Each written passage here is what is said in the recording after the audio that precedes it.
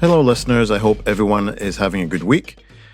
This episode, I'm going to be addressing the issue of older trainees and the idea that as we age, we should be doing less, or perhaps doing things with less intensity and less loading. Is there any truth to this? Should I now be looking forward to a future where I wear Velcro tennis shoes and use that hand bike thing at the gym? Now, the first thing to note here is that as we get older, we do suffer from age-related loss of muscle mass. I've spoken about this before. It's called sarcopenia, which my biggest detractors will call a gratuitous use of Latin because I love making out I'm real smart. Well, fooled you, because it's actually Greek, and it means death of the flesh. Same prefix as in sarcophagus. As we age, we become anabolically resistant, anabolic being muscle building, catabolic being the opposite. And anabolic resistance comes about due to a decreased response to stimuli like exercise and protein consumption. This decreased response leads to sarcopenia, which displays itself in ways such as decreased strength, balance problems, decreased mobility, and increase in risk of having a fall. So why does this happen? Why do older people become metabolically resistant or resistant to muscle building? Well, first of all, there's an event that occurs when we ingest protein. It's called myofibrillar protein synthesis. This is way too complex for me to get into in a 10-minute podcast and don't think it's really particularly interesting anyway. So in the interests of keeping it light, we'll say that some types of amino acids, when consumed, trigger a metabolic process that builds muscle mass. This is important because it repairs muscle damage from exercise. I say some types of amino acids because when we consume protein from different sources, whether they're plant or animal-based, they contain different amino acids in varying amounts. The amino acid that we're looking for muscle protein synthesis is called leucine. High leucine content is good. Anyway, as usual, I am digressing from the original question I posed. Why does anabolic resistance happen? Basically, as we age, we become less responsive to nutrient intake, including amino acids. So when we continue ingesting the same levels of nutrition, we respond in a lower manner than we did when we were younger. This is more complicated because due to a range of factors like diminishing sense of smell and taste, older people tend to eat less food anyway. And the next reason is a decreased response to resistance training. Again, this is too complex to get into in 10 minutes, but there are lots of reasons such as decreasing levels of testosterone and growth hormones as we age, changes to sleep patterns, changes in heart function, vascular function, and as already mentioned, decreased response to amino acid intake, and therefore lower levels of muscle protein synthesis. So, what can we do about this? Well, when cultural stereotypes, television shows, and even our loved ones tell us we need to slow down, eat less food, eat less meat, please don't email me about the ethics of veganism, or just to even act our age. It's a little surprising that, it's not hard to push back.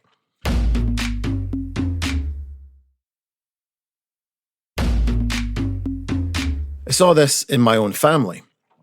So my father was actually a powerlifting champion. He had a 310 kilo deadlift, a 285 kilo squat, and a 210 kilo bench press with a personal best total of 800 kilo or 1,760 pounds.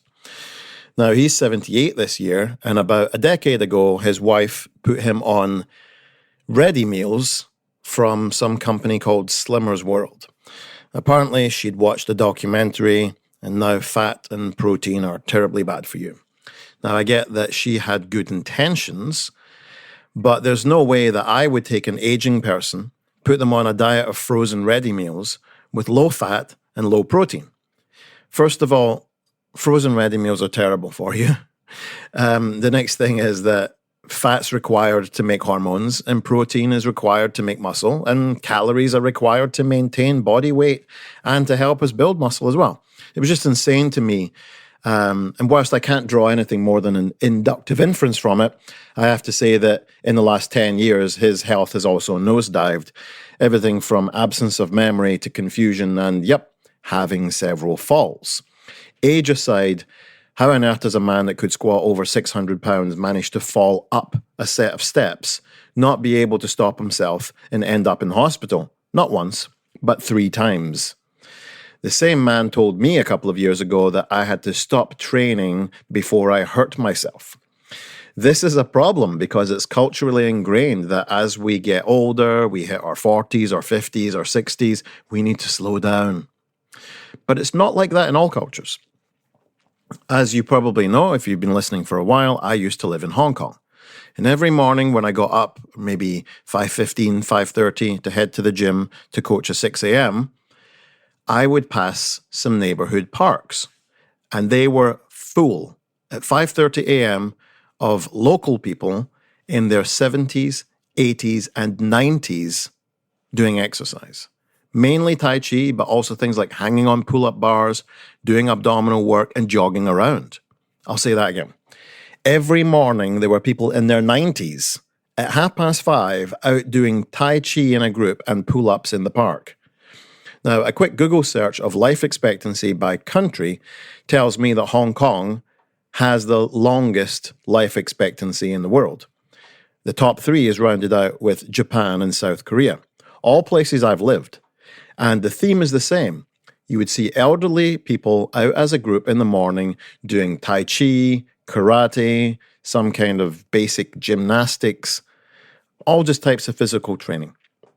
The average life expectancy in Hong Kong is 85.7, and in the United States it's 79.6.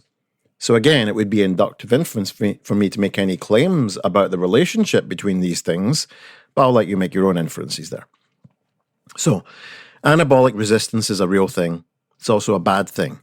Once we get over this cultural mentality that might be limiting our beliefs about training and aging, what can we do to attack this? First of all, it's like anything else. You train for it. Let's say I had auditory resistance, and therefore my ability to hear some music or hear the television was diminished. What would you say to me if I said I can't hear the TV? Well, the chances are high that you would say, okay, turn the volume up. In other words, I would increase the dose of sound waves that I was receiving. So what should I do, therefore, if I am resistant to amino acids and showing a blunted response to them? Well, turn them up. I need to increase my protein intake, not decrease it because I'm getting older. I might have to eat more often to get the same number in during the day or an increased number because I might not be able to eat a large meal anymore, but I need to intake more amino acids to create the same dose response I had when I was younger. Specifically, we need to focus on protein intake, which is rich in leucine, since that has the biggest impact on muscle protein synthesis. And if we're not feeling as hungry, it follows logically that I would therefore want to consume the sources that were richest in leucine so I could have the highest leucine dose for the smallest amount of food. Therefore, you have to focus on things like beef and chicken. The reason being that per 100 grams, beef has around about 2,900 milligrams of leucine. Chicken has around about 2,000 milligrams per 100 grams. Eggs have half of that at only 1,000 milligrams. And things like beans only come in at about 600 milligrams. So yes, you can have leucine on a plant-based diet. But since older people do struggle with portion sizes, it perhaps is better to stick to something like beef, which has almost 5 times as much leucine for the same amount of weight. The same thing goes for training. Again, if we view training like we would any medical intervention, which is the case in sarcopenia because it's agreed universally that resistance training is the best intervention for age-related muscle wastage, then we need to think about it in terms of dose response. If you go to the doctor and you put on some medication, and over time that medication stops working, the first thing the doctor does is increase the dose. They don't change the medication. They already know the medication's working. The first line response is a dose increase. You might get a great dose response from squatting sets of 3 once a week when you're 21. But when you're 61, that might need to look at like sets of 10, 3 times a week to get the same dose response. Which should be easy to do because, it's my understanding that older people perhaps might have retired. So therefore, time constraints may be less of an issue than someone younger who has a full-time job and a young family. So that's it this week. Anabolic resistance will come to us all. But the data tells us that older trainees can overcome this and still maintain and even build muscle mass, which is critical to longevity. The key to doing this is looking at your dose response from the amino acids you're taking in and upping the training dose so that you can have the best dose response on both.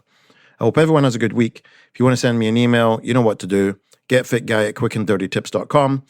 Get Fit Guy is a Quick and Dirty Tips podcast. Thanks to the team, Morgan Christensen, Holly Hutchins, Brannon, Davina Tomlin, and, me. If you have a question, voicemail 510-353-3104. Again, email getfitguy@quickanddirtytips.com. Visit quickanddirtytips.com or check out the show notes in the podcast app.